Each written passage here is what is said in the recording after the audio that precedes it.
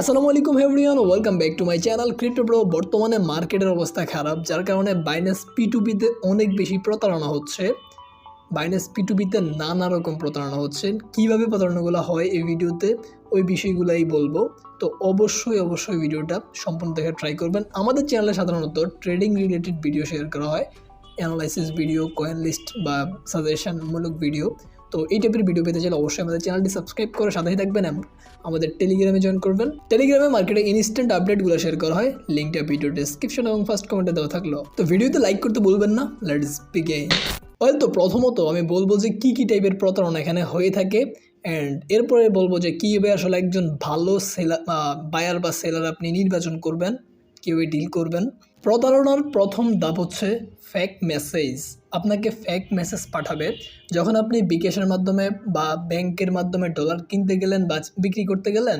ধরুন আপনি বিক্রি করতে গেলেন ডলার, তো বিক্রি করতে গেলে আপনাকে তো ব্যাংকে বা বিকাশে টাকা পাঠাবে। তখন কি করবে, অনেক সেলার আছে বা বায়ার আছে যারা আপনাকে এডিট করা একটা মেসেজ পাঠাবে, যেটা আসলে রিয়েল না। ওইটা পাঠাবে। আপনি যদি ওই মেসেজটা দেখেই যদি রিলিজ দিয়ে দেন ডলারটা, তাহলে আপনি অলরেডি প্রতারিত হয়ে যাবেন। এই ক্ষেত্রে আপিল করেও কোনো লাভ হবে না, কজ বাইন্যান্স কিন্তু সতর্ক করেই দিছে যে আপনি অবশ্যই ওয়ালেট চেক করতে হবে। লেনদেন করার পর আপনি যদি ডলার বিক্রি করেন, তাহলে আপনি আপনার বিকাশ অথবা ব্যাংক যেটি হোক, আপনি সেইটার ভিতরে ঢুকে চেক করবেন। আর যদি আপনি সেল করেন, ডলারটা বাই করেন বিকাশের মাধ্যমে বা যে কোনো মাধ্যমে, নগদের মাধ্যমে, তাহলে আপনি বাইন্যান্সে ঢুকে দেখবেন যে আপনার ডলারটা আসছে কিনা। তো দ্বিতীয়ত আপনাকে যে সাবধানতা অবলম্বন করতে হবে সেটা এখন বলতেছি। ধরেন আমি এখন কোনো বাই সেল করবো না, বাট আমি একটা এখানে বাইয়ের জন্য একটা অর্ডার ওপেন করছি জাস্ট দেখানোর জন্য। তো যখন কোনো বাই সেল অর্ডার করবেন, তখন অবশ্যই সেলারকে আপনি বলবেন যে আপনার নাম্বার দেন। নাম্বার দেওয়া থাকবে, তারপর আপনি নাম্বার দ্বিতীয়বার চেয়ে নেবেন, বলবেন যে নাম্বার দেন। এরপরে আপনি বলবেন যে কত টাকা পাঠাতে হবে। যেমন এই সেলার আগে আমাকে বলে দিছে কত টাকা পাঠাতে হবে। তো এভাবে যদি কেউ না বলে, আপনি অবশ্যই জিজ্ঞেস করে নেবেন কত টাকা পাঠাতে হবে। তারপরে এজেন্ট নাকি পার্সোনাল, এগুলো সব কিছু জিজ্ঞেস করে নেবেন অবশ্যই। যদি এগুলো না করেন, তাহলে আপনাকে বিপদে ফেলতে পারে। বিপদে ফেলার একটা থাকবে এখানে, রাস্তা থাকবে এখানে। তো অবশ্যই এগুলো যদি জিজ্ঞেস করে নেন, তাহলে আর বিপদে পালানোর মতো ওই রাস্তাটা থাকবে না। যদিও সে বিপদে পালার চেষ্টা করে, তাহলে আপনি আপিল করতে পারবেন। এখন আপিলের ব্যাপারটা হচ্ছে কীভাবে আপিল করবেন। এইটার একটা ভিডিও লিঙ্ক, কীভাবে আপিল করতে হয় এইটার একটা ভিডিও লিঙ্ক আমি এই ভিডিওর ডিসক্রিপশনে দিয়ে রাখবো। যাদের আপিল করার প্রয়োজন হবে অবশ্যই ওই ভিডিওটা দেখে নেবেন। তৃতীয়ত আরেকটা সাবধানতা আছে, সেটা হচ্ছে থ্রেড বলতে আপনি যখন বাই সেল করতে যাবেন কোনো বায়ার বা সেলারের সাথে, যদি সে আর কি স্ক্যামার হয়, তাহলে সে আপনাকে থ্রেট দিতে পারে। অনেকের ক্ষেত্রে এমনটা হয়েছে। আমার অনেকেই টেলিগ্রামে মেসেজ দিয়ে জানাইছে, ভাই এমন করলো, বললো যে রিলিজ না দিলে না কি করবে, আপিল করবে, এই করবে সেই করবে। মানে প্রথমত আপনার ধরেন আপনি বাই করতে গেলেন ডলার, বাই করতে যাওয়ার পর আপনাকে বললো যে ধরেন আপনি সেল করতে গেলে এখন আপনি সেল করতে গেলে তো আপনি আগে টাকা পাবেন। তো সেলার যে কোনোভাবে আপনাকে কি বললে যে একটা ফেক মেসেজ পাঠায় বললো যে পাঠাইছি টাকা, বা এমনিতেই না পাঠাই বলবে যে পাঠাইছি টাকা, এবার আপনি রিলিজ দেন। যখন আপনি রিলিজ দিবেন না, কারণ আপনি তো টাকা পান নাই, তখন বলবে যে রিলিজ দেন, না হলে আপিল করবো, আমার কাছে সব প্রমাণ আছে। মানে সেলার বলবে, মানে স্ক্যামারটা বলবে যে আমি আপিল করব, রিলিজ দেন, না দিলে আপিল করব। আমি এমনভাবে আপিল করব যে আপনার অ্যাকাউন্ট ব্যান হয়ে যাবে, আপনি এই বেশি হবে, আপনি হেরে যাবেন।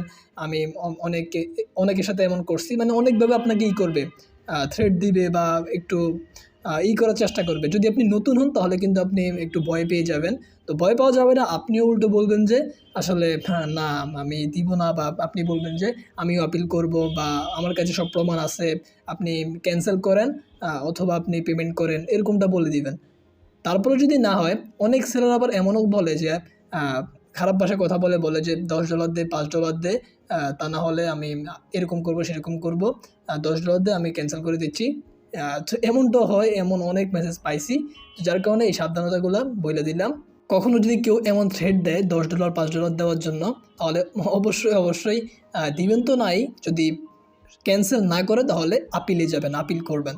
তো আরেকটা সাবধানতা হচ্ছে, আপনি যখন চ্যাট করবেন সেলারের সাথে বা বায়ারের সাথে, তখন অবশ্যই চেষ্টা করবেন ইংলিশে চ্যাট করার জন্য। এতে করে যদি ওই স্ক্যামার কোনো প্রকার স্ক্যাম করে থাকে বা চেষ্টা করে থাকে, তাহলে আপনি যখন আপিল করবেন বাইন্যান্সের কাছে, বাইন্যান্স খুব দ্রুত সাপোর্টটা করতে পারবে, বা আপনি এক্ষেত্রে একটু এগিয়ে থাকবেন, অবশ্যই এগিয়ে থাকবেন, যেহেতু আপনি ইংলিশে চ্যাট করবেন অ্যান্ড ওইটা বাইন্যান্স কর্তৃপক্ষ সহজে বুঝতে পারবে। আর মজার ব্যাপার হচ্ছে, এই ভিডিওতে একটা সুন্দর এক্সাম্পল পেয়ে গেছি। যখন আপনি সেল করতে যাবেন, তখন যদি দেখেন যে আসলে মার্কেটের প্রাইসের ডিফারেন্সটা অনেক বেশি, দেখেন এখানে 3 নম্বরে যে আছে তার সেল রেট হচ্ছে 12.95, এখানে 12.97, অ্যান্ড এইখানে দেখেন যে ফার্স্ট সবচেয়ে বেশি রেট দিতে যায় তার 114.30 করে দিবে সে পার ডলার। বাট এদের থেকে ডিফারেন্সটা এখানে অনেক বেশি পরিমাণ হয়ে যায় কিন্তু। তো যার কারণে বোঝাই যাচ্ছে আসলে একটা স্ক্যামার বলা যায়, তার মধ্যে সমস্যা আছে এক প্রকার। তার কম্পিটিশন রেট দেখেন, যে কমপ্লিট করছে ট্রেডগুলা মাত্র এখানে 39% অনলি। তো এইটা হচ্ছে একটা স্ক্যামারের প্রতীক। যখন দেখবেন কারো ট্রেড কমপ্লিটেশন রেট খুবই কম থাকে, এরকম 39, 50, 60, 70, তাদের সাথে কখনোই করা যাবে না। এটা একটা স্ক্যামারের প্রতীক। তো এদের সাথে করবেন না। সবসময় যে রিজনেবল প্রাইস, যে রেগুলার প্রাইসটা, ওইটাতেই করবেন। একটু লোভে পড়ে যদি বেশি করতে যান তাহলে ধরা খাবেন।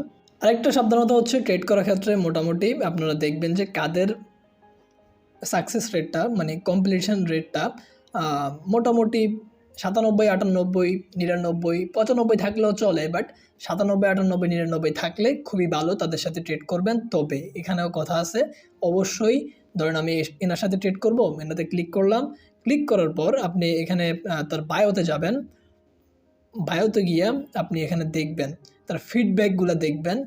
এখানে ফিডব্যাক যদি দেখেন যে পজিটিভ আছে, তাহলে বুঝবেন যে না, এ আসলে একজন ট্রাস্টেড মানুষ।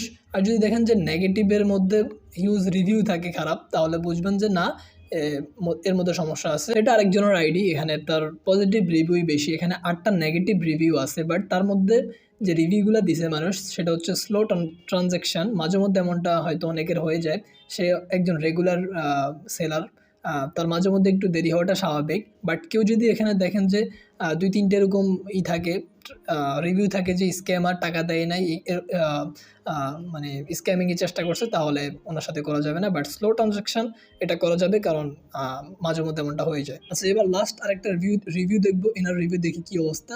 তো ফিডব্যাক অনলি 3টা ফিডব্যাক আছে, তার মধ্যে 2টাই positive. What a feedback, just see. যেমনটা বলছিলাম আপনাদেরকে, হয়তো শেষ একটা সাজেশন দিব, সেটা হচ্ছে আপনি যখন বাই সেল করবেন, যেটাই করেন অবশ্যই চেষ্টা করবেন কম অ্যামাউন্টের মধ্যে করার। ধরেন আপনার এখানে টার্গেট আছে, আপনি $1000 সেল করবেন, তো ওইটা আপনি একবারে করতে চাইেন না, কখনো 2বারও করতে চাইেন না, মিনিমাম আপনি এখানে 5বারে করেন।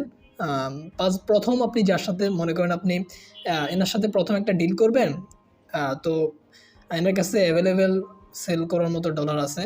তো আপনি প্রথমে আপনি এখান থেকে কিনবেন, $50 কিনবেন সর্বোচ্চ, প্রথম ধাপে $50, তারপরের ধাপে আপনি $200 কিনবেন, তারপরের ধাপে $300 কিনবেন। এভাবে যদি আপনি কিনেন, তাহলে প্রতারিত হওয়ার সম্ভাবনা খুবই কম। তো একবারে করতে চাইেন না, একটু সময় লাগবে, বাট একটু সেফলি কাজটা করার চেষ্টা করবেন। সো এই ছিল আজকের ভিডিও, দেখা হচ্ছে পরে কোনো ভিডিওতে, এসে ভালো থাকবেন, বাই বাই।